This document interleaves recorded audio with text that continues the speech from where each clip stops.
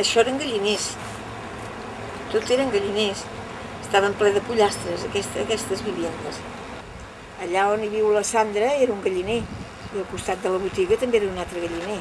Allà on viu el Mitus era el magatzem del Pinso, saps? Allà no hi havia gallines, però era el magatzem. O sigui que això s'ha convertit en una cosa una mica especial.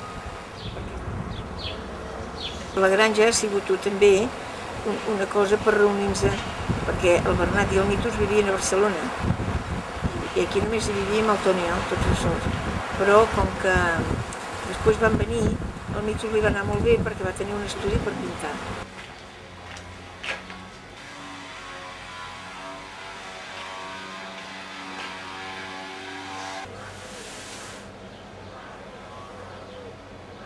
Jo disfrutava de veure'l pintar, perquè jo que no entenc en pintura, moltes persones que tinc molta confiança m'han dit que és boníssim.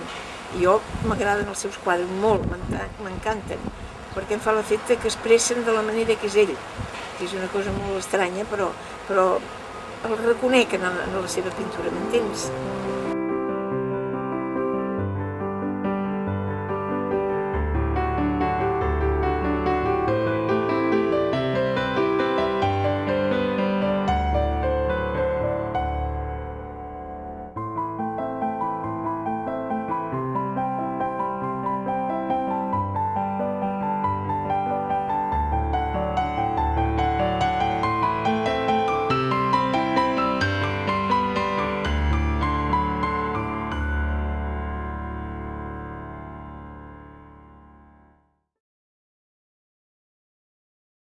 Jo la granja el trobo un lloc molt original, que jo que sóc tan gran i tots els veïns d'aquí són joves, no en trobaràs gaire de puestos com aquest. Perquè la gent que ve aquí també són una mica especials, perquè hi ha l'Octavi que és pintor i també li agrada molt, ja ho veus que a casa seva té aquella mà que surt, que la gent s'espanta quan veu el Lloret. A mi m'agrada fer tota aquesta sèrie que jo en dic bestieses, perquè no en dic escultures, com diu.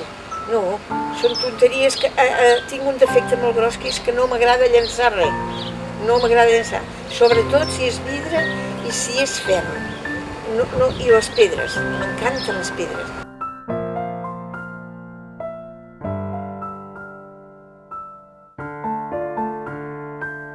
Tinc aquest defecte de que no llenço res.